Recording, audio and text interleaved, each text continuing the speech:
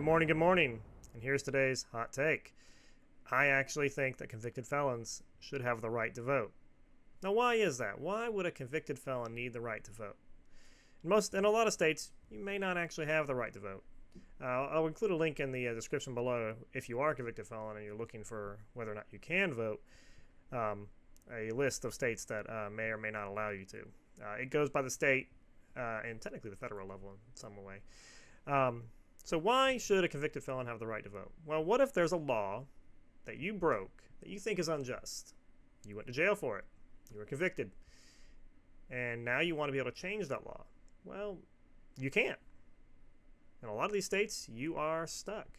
That law being changed depends on those who didn't break it. And you're like, well, that's never going to happen. I mean, these laws are there for a reason. Laws are good. And to an extent, laws can be good, but not all laws. I mean, there are plenty of laws coming out in other countries and here in America that make it illegal to mispronounce someone. It's happening everywhere, and it's happening here. You don't believe somebody's pronouns are what God actually intended, so you're not going to use them. Well, that could land you in jail in some way. Think about it. A lot of places are trying to call that harassment. And they're getting pretty successful in legal battles for it.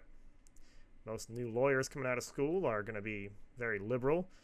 And those people are going to eventually be judges, at least in the liberal states that are out there. Thank God for Donald Trump appointing a lot of conservative justices and judges, but those people aren't going to last forever. So, you could say, oh, I'm not going to call you they, them. You're a he or you're a she. You're not one of those things. Well, you go to jail for harassment. You get out, you want to vote, change it and say, this shouldn't be illegal. I should be able to tell people what I truly think. Well, you can't. You can't vote to change it. Don't worry, the people who didn't break the law and agree with it, they can vote whether or not they want to change it. Your hands are in the hands of those who don't really care about you and don't share your viewpoint. And if you're looking for a more relatable law that people tend to break a lot in this country, it's technically against federal law to use marijuana.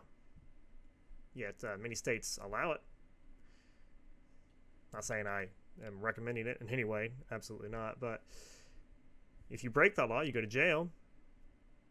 You can't vote to change it. That kind of sucks. What do you guys think? Should convicted felons have the right to vote? I think they should. What about you?